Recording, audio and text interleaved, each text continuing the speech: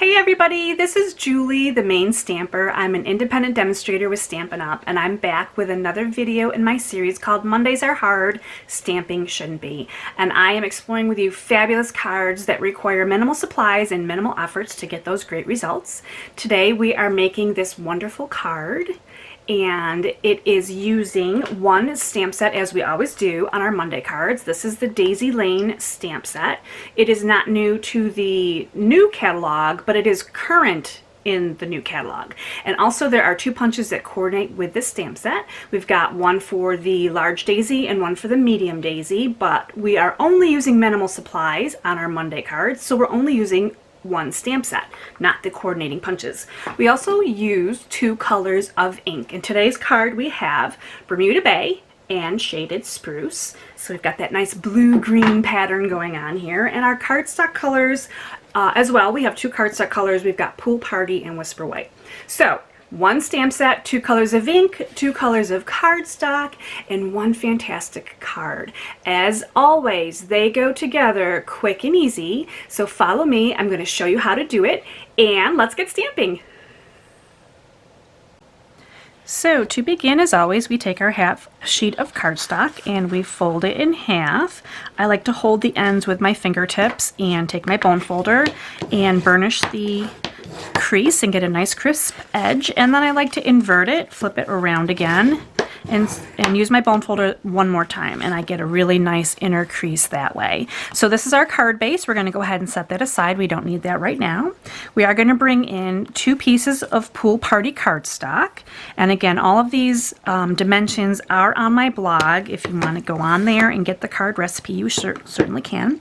I've got some Shaded Spruce ink, and we're going to start with the fern stamps today.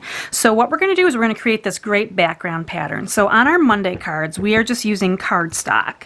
So we don't have the additional designer series paper that we're cutting and using. We're just creating our own. And today we're just going to make a really random pattern. And I find it easy sometimes to just rotate my cardstock rather than my stamp every time. So I'm just kind of getting a nice varied pattern on here. I'm going to do that one that way a little bit. And I find that the fascinating thing with this is when you over stamp or stamp over top of other stamps, you're getting a darker image, but it doesn't detract or take away from what you've already got going on. It actually kind of adds that great interest. So there's one piece, and then I'm going to do the same thing with this little piece right here. This little guy, and I'm going to stamp over him a few times, so he's going to have some varying patterns going on as well. So here are my 2 background pieces, and just like that we've got those stamped. I'm going to set these aside, and we are going to now bring in a piece of Whisper White. Now this piece is going to be our center focal piece on this card. So again, with the Shaded Spruce ink, we are bringing in the flower stem. So this is a nice long stem actually. We're going to go ahead and get that inked up, and I'm going to put that on my cardstock, leaving room at the top so I can get my flower in. And I'm going to set aside that stem for right now. And next I'm going to bring in some Bermuda Bay ink. So this is a nice contrast to our Pool Party and our Shaded Spruce as well. So I'm going to bring in this little daisy. I think this is an adorable little stamp. This is not one that goes with the punch, but it is super cute, very sweet. I'm going to stamp off first. So I'm going to stamp this off to the side, and then I'm going to do a lighter stamping at the top of my stem to get my daisy on here. And then from there, I'm going to bring in the sentiment that says friend. There's also a great sentiment in the stamp set that says smile, and smile could be used here as well instead of friend, but I did like the friend sentiment. And this time I'm going to use the full strength of the Bermuda Bay ink, and I'm going to stamp this right over top of the edge of the flower stem, so that I can, so it kind of looks like it's just holding up the daisy as well. So we've got that right there, and I think that looks very nice. Now we're going to bring in a tiny little scrap of paper. So sometimes you have, again, all of these little tiny scraps when you're cutting your white paper up. So I just need a small scrap today, and I'm going to bring in the sentiment that says it's your time to shine. And this is going to go on this little piece in the shaded spruce ink. And I don't have to worry too much about centering it on here because I'm actually going to cut this apart. So I've got this stamped on here, and what I did was I just individually took my paper snips and cut each word out of this phrase. So now I've got a whole bunch of little puzzle pieces here, and they all say their individual words. So this is what I've got, and the 2 is super tiny, so try to not lose that one if you're doing this part of the card. So to save some time, I did a little extra trimming as well, and I've got all of my little teeny tiny words right here, and I find it easiest to use the green glue. A glue pen would work really well here. And what I did to adhere these little words on to the top of my leaves is I just put a little dot of glue at the very top of each leaf, just like that. And then I took my words and I glued them on so that they're touching the top of each leaf. So that one says, it's your, we've got time to, and again, this is the tiniest one, so this one is a little bit tinier. And I'm kind of letting them fall as they will as I put them on here, kind of goes in with the way the leaves are going here too. So we've got it's your time to shine, and each of those little letters or words or phrases is going right off of the top of a leaf. So that is our focal point for the card. I'm going to go ahead and set this aside for right now. And we're going to bring in our other sentiment piece, and this is kind of a background sentiment piece.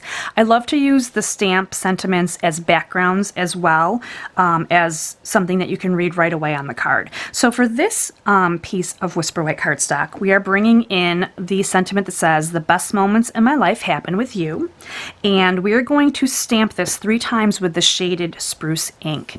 So the first time I stamp it, I'm going to stamp it all the way over to my left. And then I'm going to stamp one right in the middle. And each time I'm using the full strength ink here. And now I'm going to stamp one all the way over to the right. And this fits on here really well too. You can get 3 on here quite easily. They don't have to be perfectly symmetrical. A lot of times on my cards, I'm covering up parts and pieces. And I find that that's a good trick to use, especially if you're new to stamping and you're getting things a little crooked or things aren't lining up as straight as you want them to. If you add extra layers and hide things, no one's going to know that you did it off just a little bit. I'm going to put aside that ink. I'm bringing back in the Bermuda Bay, and I'm bringing in the medium daisy. this is the daisy that does have a coordinating punch, but we don't even need a punch for this card today.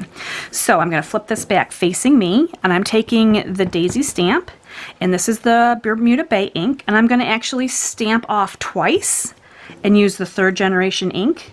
And I'm going to stamp one right over top of each of these sentiments that I've stamped already. So stamping off twice, stamping over top, and stamping off twice. And that's just because I want a really light blue on here. I don't want it to be too dark.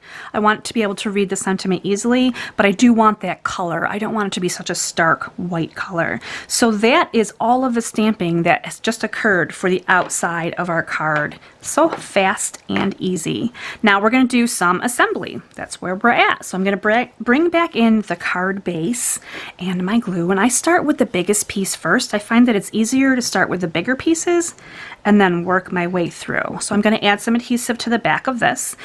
This is a piece that really doesn't matter which way you put toward the top, so you can decide which way you like up. But I'm going to go ahead and put this on my card base, leaving just a little bit of room along each of the edges, and you're going to see that this one will fit nicely here, and this one will actually fit in the middle here. And it's designed with the measurements so that there is a little bit of room, so don't feel like they have to be a super tight fit. I'm going to go ahead and put the glue on the back of this small piece that we also stamped with the fern stamp, so our nice background designer paper that we created.